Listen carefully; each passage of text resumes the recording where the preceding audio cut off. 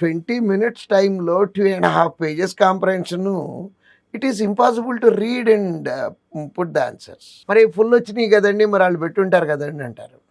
కానీ అందరికీ తెలియాల్సింది ఏంటంటే 30 మార్క్స్కి 30 వచ్చినాయి అంటే 30 పెట్టారు 30 కరెక్ట్ అయినాయి అని కాదు. యాక్యురసీ మనం ఇంతకుముందు వీడియోలో మాట్లాడుకున్నాము. యాక్యురసీ యాడ్ అయ్యి అంటే 25 క్వశ్చన్స్ పెట్టి 25 కానీ అంతకన్నా ఎక్కువ కానీ పెట్టి అవి కరెక్ట్ అయినాయి అంటే డెఫినెట్గా 30 వచ్చేస్తాయమ్మా. సో చేయాల్సిందల్లా ఒక్కటే, బేసిక్ గ్రామర్ నేర్చుకొని ఒక మెంటార్ని చూజ్ చేసుకొని ఆ మెంటార్ని ఫాలో అవుతూ, అంటే మల్టిపుల్ మెంటార్స్ కాదమ్మా. అంటే ఈయనట్లు చెప్తాడు ఈ క్వశ్చన్, అదే వాళ్ళట్లు చెప్తారు కాకుండా చెక్ చేసుకోండి. ఎట్లా అంటే 4 రోజులు ఆయన ఫాలో అయ్యి చూద్దాము, మార్కులు బాగా వచ్చినాయి, let us continue with that mentor.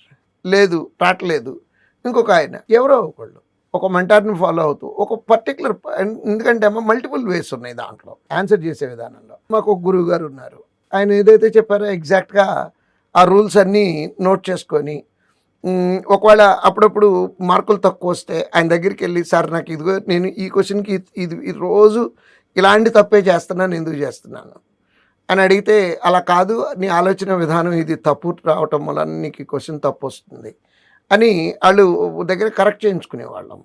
అంటే ఆలోచన మనకి లోపల ఏదో అనుకుంటామమ్మా, అనుకున్నది కాకుండా ఇంకొకటి అయి ఉంటుంది అక్కడ. అది మెంటార్ దగ్గరికి వెళ్ళి క్లియర్ చేసుకొని, వీలున్నన్ని ఎక్కువ టెస్టులు, మళ్ళీ చెప్తున్నాను అనుకోవద్దు, నంబర్ ఆఫ్ టెస్టులు రాసి ఫుల్ మార్క్స్ తెచ్చుకోవటం అనేది ఇట్ ఈస్ పాసిబుల్. ప్రూవ్ చేసి మాట్లాడుతున్నాం.